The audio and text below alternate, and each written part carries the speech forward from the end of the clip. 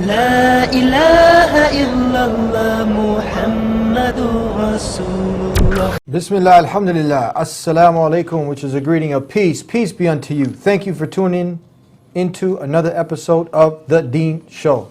We are here trying to help you understand Islam and Muslims. Now, my next guest, who is coming out in a minute, he's been with us before. He has a special section at thedeenshow.com. You can hear his story and how he embraced Islam, amongst other topics that we've done with him. Now, we are going to be talking about Muslims in America, American history with Muslims.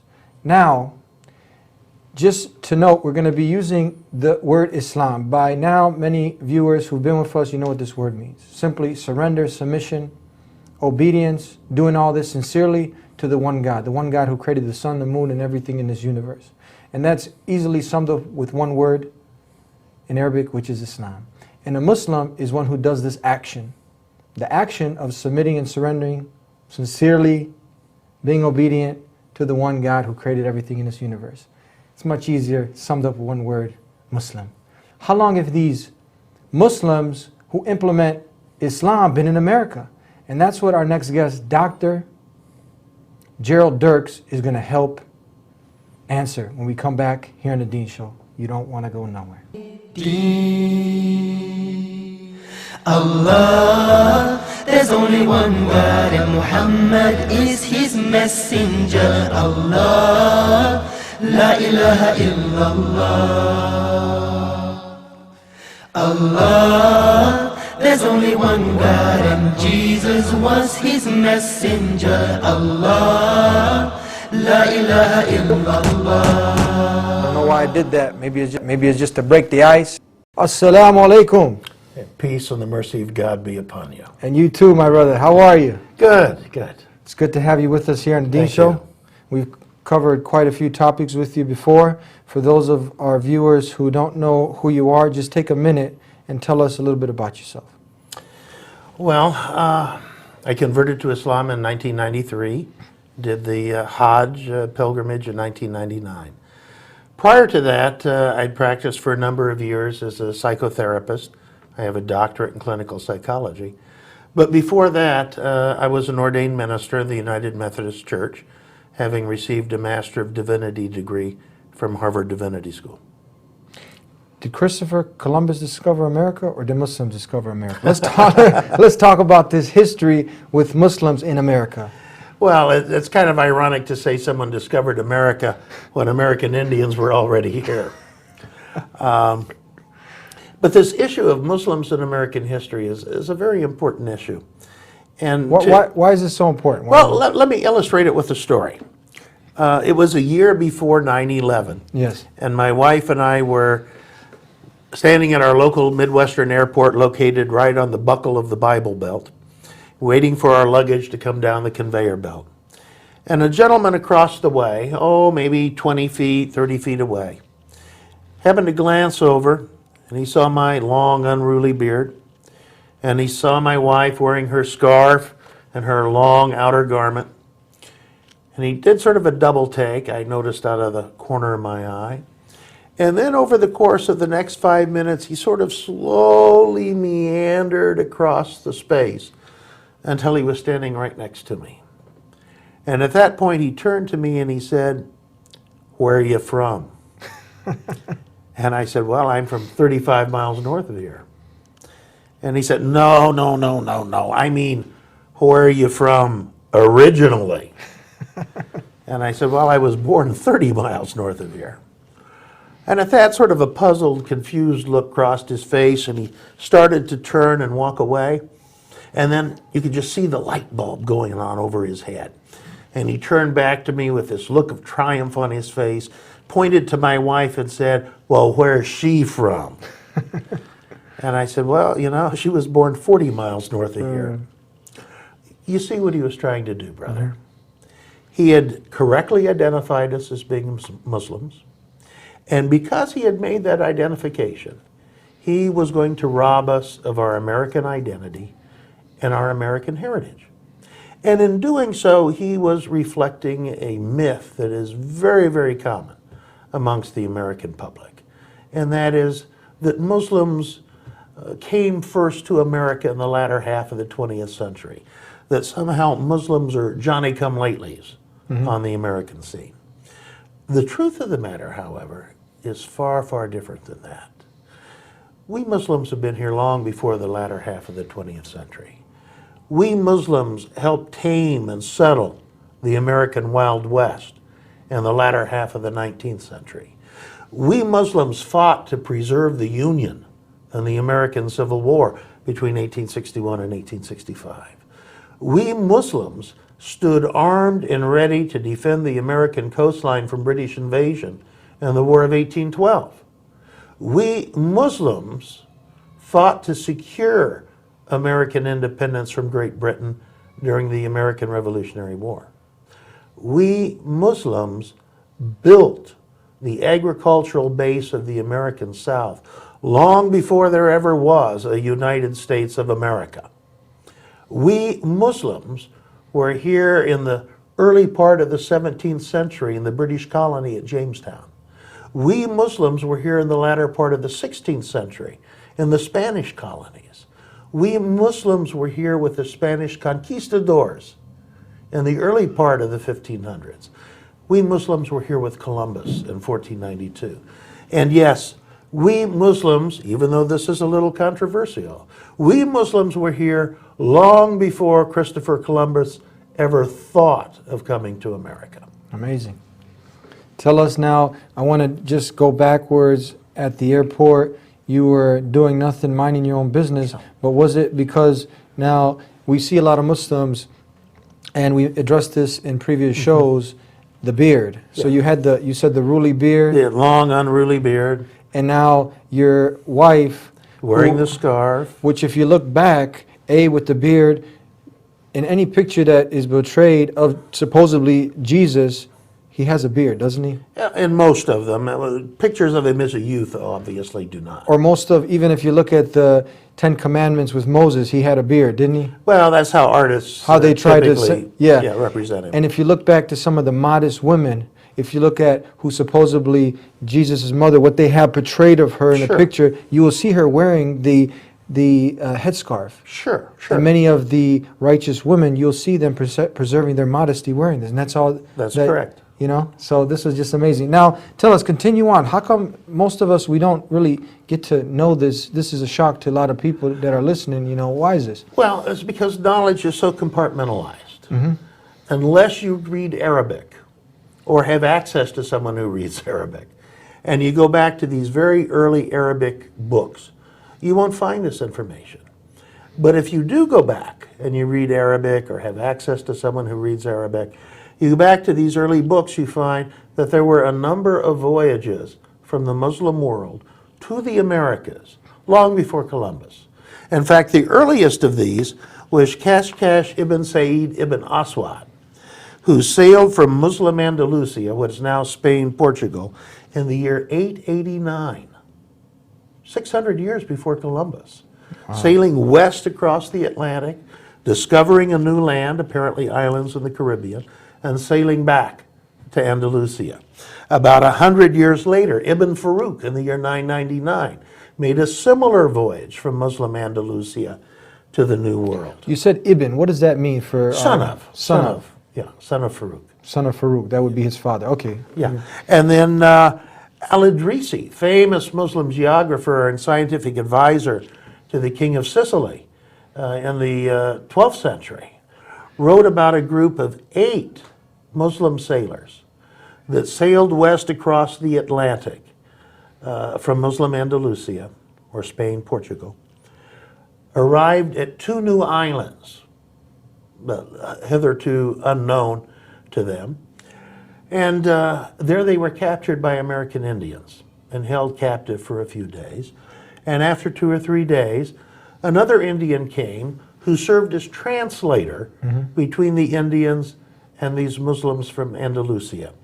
And he arranged for their release, and they went back to Andalusia. Now, the important thing in this story is to stop and think for a moment. Wait a minute. There's an American Indian who can serve as translator?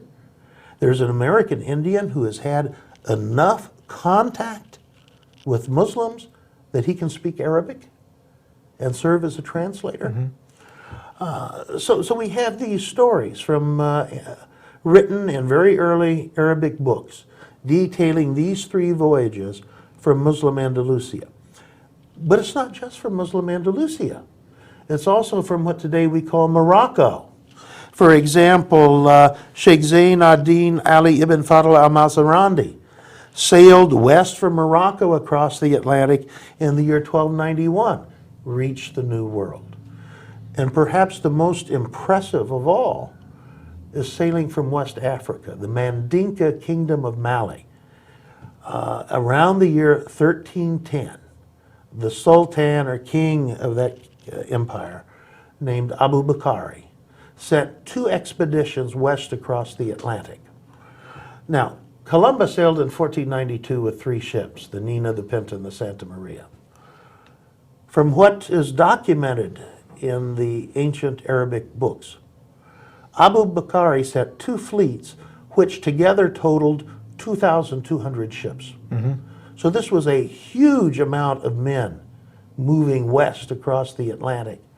And we know they reached the Americas. They never returned, but we know they reached the Americas because there is a South American Indian tribe which even to today uses Mandinka ideograms as their form of written communication. There's a North American Indian tribe whose syllabus of words was written down by a Moravian missionary in the mid-1700s. And when modern linguists look at that syllabus, they discovered a large number of those words are Mande, the language of the Mandinka of Western Africa. So they obviously made it to the Americas, explored parts of South America and North America, intermarried with the American Indian tribes, and gradually their history was lost. But they were here, and they were here almost 2 centuries before Columbus. So yes, we Muslims were here before Columbus. You mentioned that if you don't have access to some of the Arabic books on history, or do you find this in some of the history writings here in America, like when you were attending university at Harvard? Will you see this information there? No, this sort of information, again, is too compartmentalized. People who are writing about American history typically don't read Arabic. Yeah. The person who did the pioneering work on Muslims in America before Columbus was Dr. Abdullah Hakim Quick, who is fluent in Arabic and who has a PhD in history, by the way. So he went and looked at this authentic information, Yes. and this was documented, and now anybody who is a sincere historian now, he can take from this work that he's done? Yeah, it's beginning to receive some notice. Okay, so let's go back to what we said. Why is this so important to say for the Muslim youth to know this history? Crucial for the Muslim youth to know this history. Or not even just the Muslim youth, for Americans in general. Well, crucial for them to realize that Muslims have been here all along and that Muslims have made contributions to America all along. But especially for the second generation of Muslims in America, this is a most important piece of information, because as they hit adolescence, they're struggling to develop their own sense of identity, establishing their national cultural identity as Americans and establishing their religious identity as Muslims. And when you meet or are confronted by this sort of bias that says, well, if you're a Muslim, you obviously can't be an American, that creates conflict for them. That creates identity conflict for them. So it's important that they have this grounding and understanding their own unique heritage in America that Muslims centuries before them were contributing to America. Tell us some more interesting things that we probably didn't hear before about some of the other contributions that Muslims have made to America. Well, as I mentioned, Muslims were here with Columbus in his epic voyage in 1492. Amongst them, we can point to at least one Muslim who was Pedro Alonso Nino. He was a Muslim from Africa, sailed with Columbus, and helped charter and navigate much of the Atlantic Ocean. But 3 very important people we need to point out are the Pinzon brothers. And the Pinzon brothers were Moriscos. Now that's a term that needs some definition. Most people probably are not familiar with that term. In 1492, the Spanish Inquisition was going on full blast. And the Spanish Inquisition targeted both Jews and Muslims for their persecution. Let's stop for there and digress. What was this about, this Spanish Inquisition, just in short? Ferdinand and Isabella, Yeah. their Catholic majesties of Spain, had reconquered Spain from the Muslims with the fall of Granada in 1492. And they had received a special bull, that's the technical term, from the Pope to launch the Spanish Inquisition, to force people to convert to Christianity, both Jews and Muslims. A lot of torture went on. A lot of people were killed in the process of doing this, both Jews and Muslims.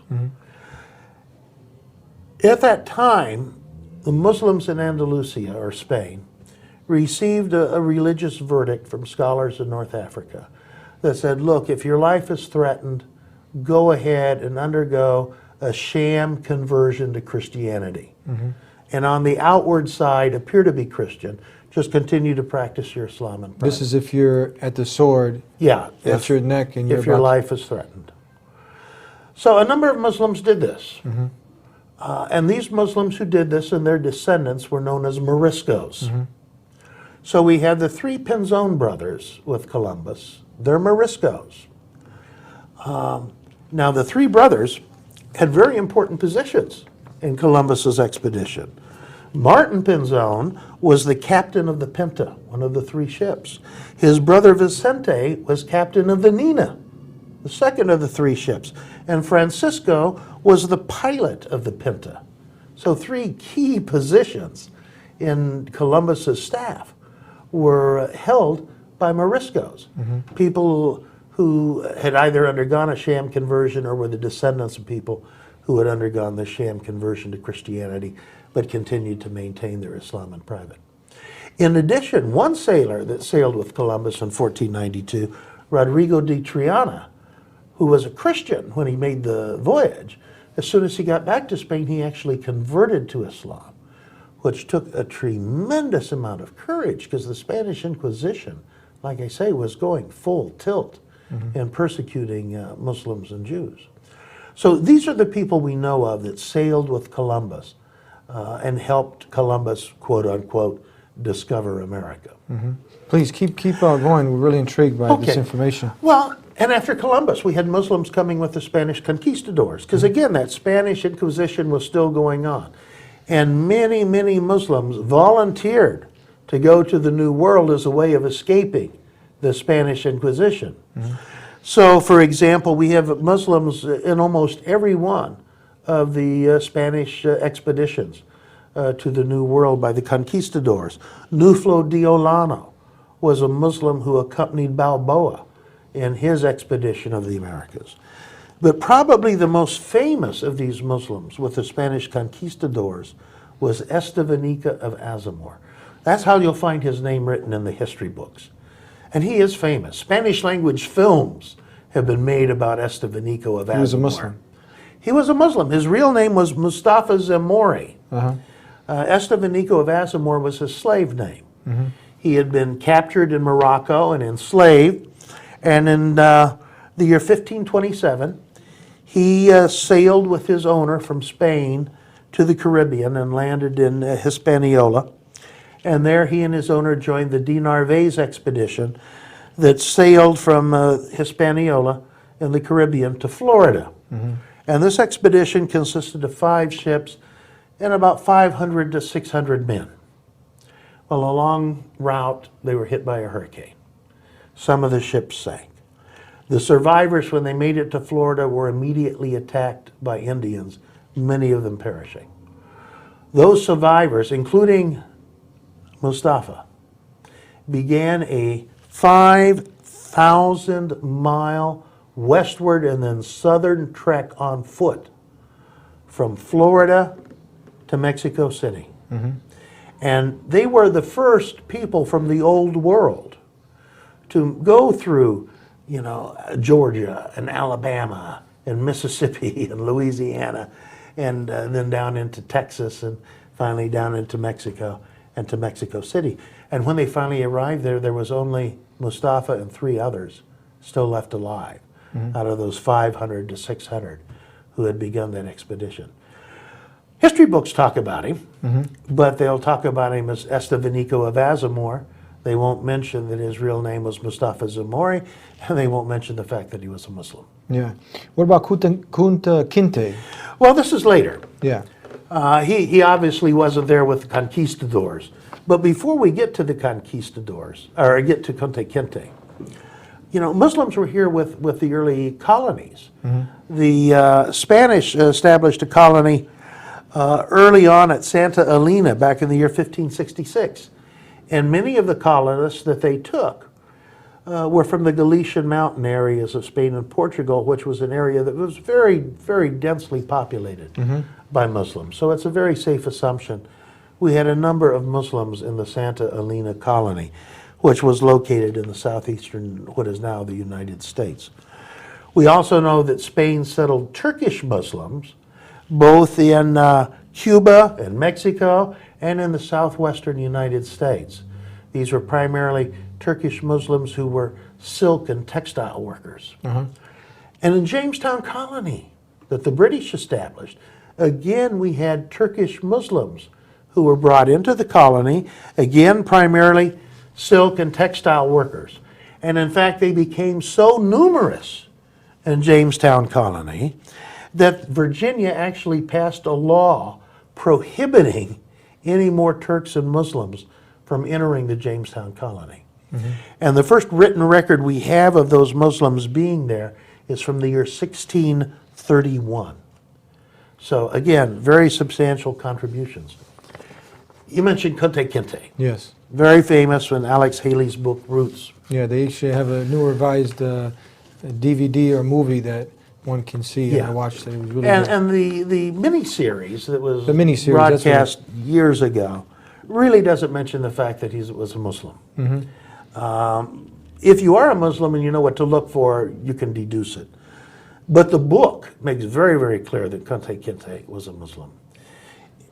In the Americas, both North and South America, during this unforgivable period of human slavery, there were approximately 20 million enslaved Africans that were brought to the Americas.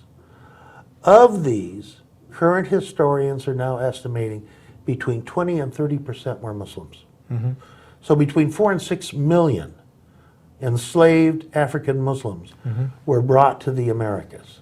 Many of them highly educated, some with the equivalent of PhD degrees from the University of Timbuktu. And historians are now finding in little county museums in the American South entire books written in Arabic by these enslaved African Muslims. Wow. The entire Quran written from memory in Arabic.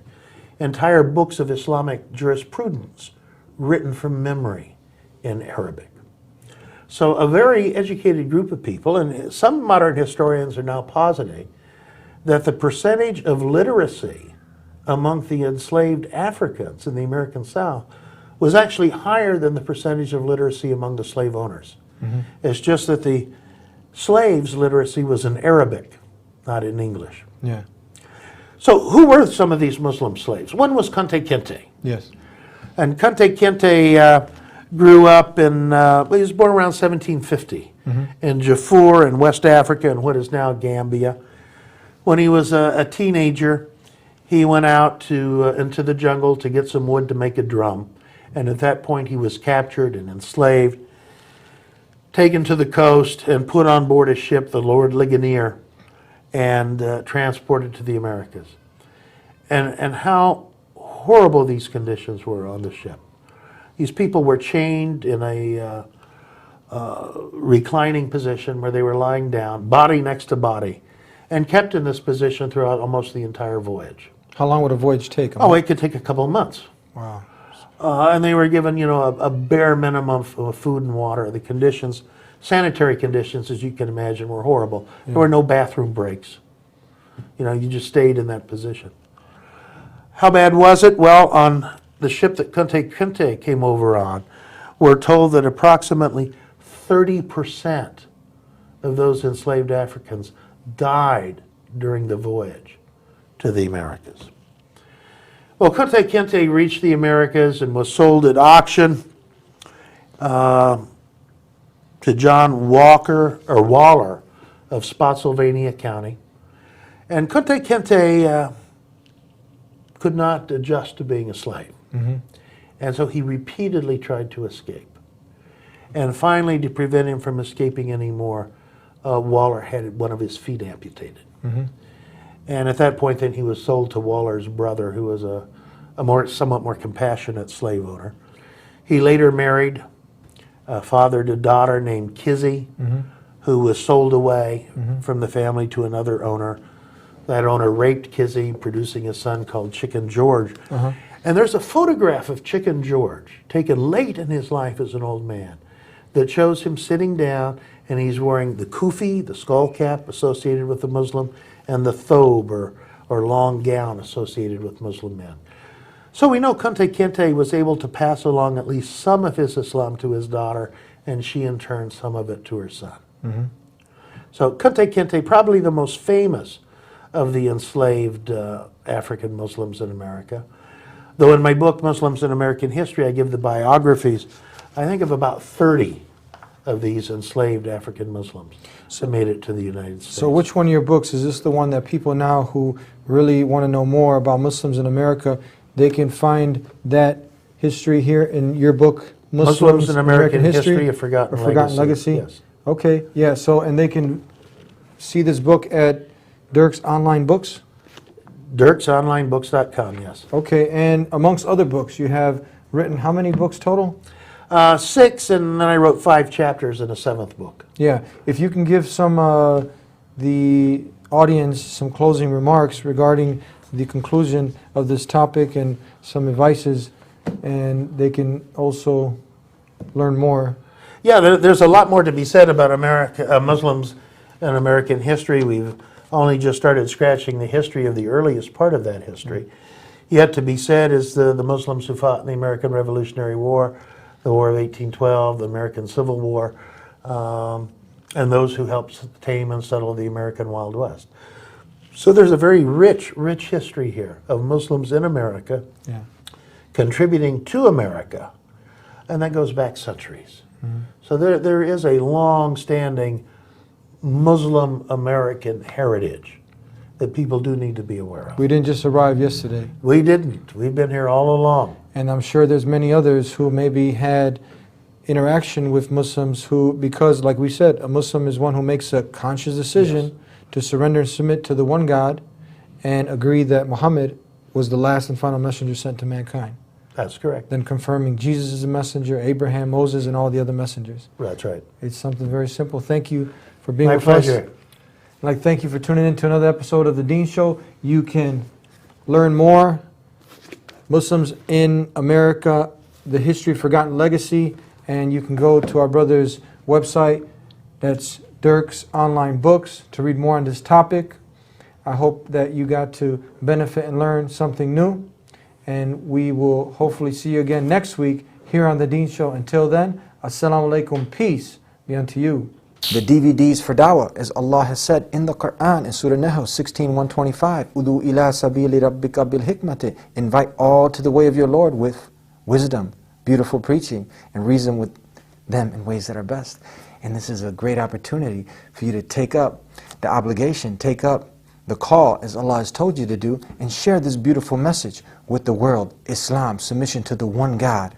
Come and see what everyone's talking about. If you find one contradiction, it can't be from God. But the rational idea, the rational explanation is, you do your best. Give up worshiping God is one. I will never give up spreading this message. I hope that you take that necessary step. You don't know if you're going to live till tomorrow.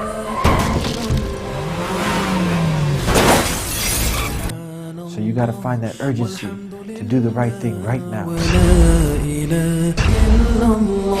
If you say that you do not believe in Jesus, you have stepped outside of Islam. You cannot be a Muslim. It is a tenet of our faith to...